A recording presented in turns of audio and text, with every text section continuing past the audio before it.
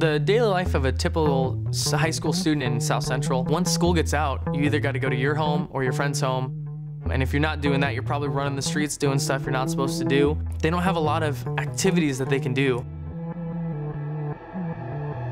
Gangs are everywhere. Like, they're out there looking for more people to join their crews because every day more and more people die from their crew, so they have to keep their crew big. A lot of kids have never even seen the beach, and they're 4 miles away, and they've never seen the ocean in their life. We do a lot of activities outside the specific walls of South Central on purpose to get them to understand life outside of the context of what they know it. Shake?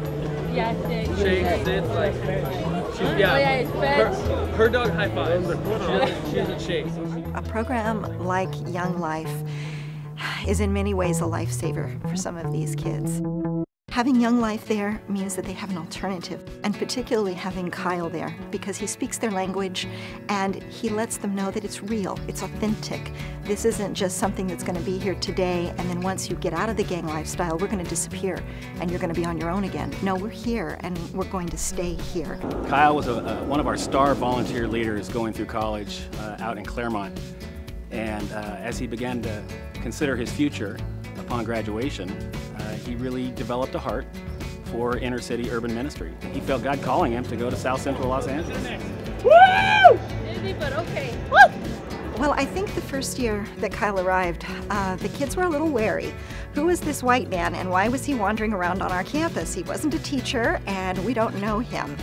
But Kyle has an amazing ability with young people, and he particularly relates well with these kids. He didn't take very long to find a few key kids, the kids that would be considered ringleaders, and made friends out of them. And they immediately spread the word. So the first year it was a small group, maybe, I don't know, 15, 20 kids, if that, and then it just started growing by leaps and bounds. And our first year, or their first year here at Fremont, I think they just had a handful of kids that went to camp. And this year, I don't know if they're going to have enough bus room for all the kids that want to go.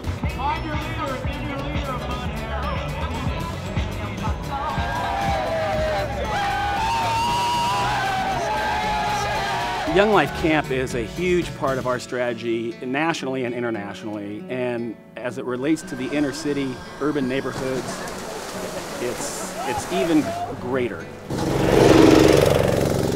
The strategy, the importance of taking these kids out of their neighborhood, away from the inherent violence and chaos that they live in every day, getting them to a safe location, a safe place, both relationally and physically, where they can eat 3 huge meals a day, have more fun than they've ever had, and then each night get an opportunity to hear another piece of the gospel.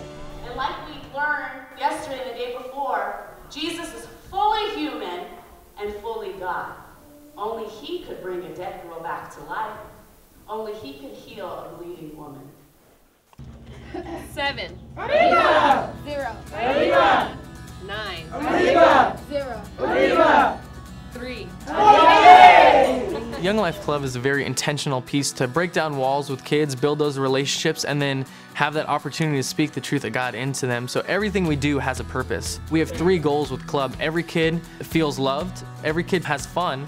So, we play these crazy games to either make the leaders look like fools, so they break down that wall a little bit. They're like, oh, I can trust him if he's willing to look dumb in front of me. And then the 3rd goal is that every kid hears about Christ. The climax of Club is saying like, hey, we've had all this fun, and now we're gonna get real about life. Like, let's talk about life. And all those fun things leading up to it are necessary to be able to break down those walls a little bit from saying like, no, you don't have to put up this front that you're used to from being on the streets and trying to look hard. Have fun, let's be family, and now that everyone knows that this is family, let's have a family meeting. Let's talk about life, let's talk about God. And it's a chance for us leaders to say like, God has radically changed my life and my daily life and still is, and I want to share that with you. And so we open up the Word of God and we're like, this is what Jesus was like when he walked on this earth. This is what he did, this is who he cared for, this is why. And out of that love, like, we just want to share it with you guys and invite you to join that relationship. They don't always need another friend. They need someone that honestly cares about them, but they also need someone that can speak truth into their life. I had that when I was in high school, and so part of my thank you to that person is to continue to be that for someone else. All right, I'm going to go through another head count real quick. Try and make more of a single file. Young Life's motto is earn the right to be heard. And we do that in so many different ways with, cooking dinner with them, just showing up. Just keep showing up and showing up. They're so used to people coming in and out of their lives. It's a very transient culture. Ready? 1, 2, 3.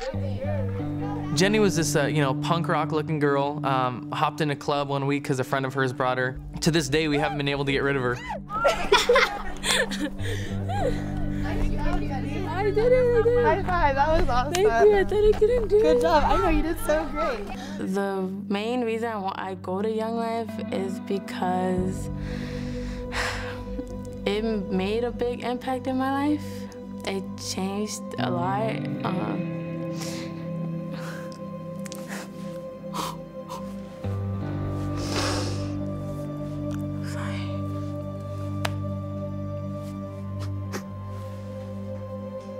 It just dramatically changed my life. It brought people that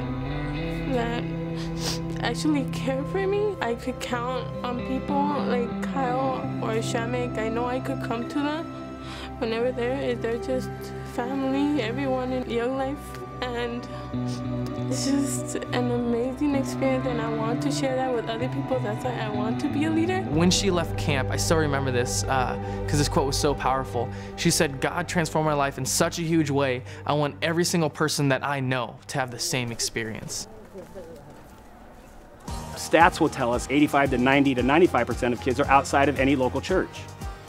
So the vast majority, a huge percentage of all kids everywhere are outside the church, outside of the hearing of the gospel. And if they're going to make a decision for Christ, it's going to happen by the time they're done with high school.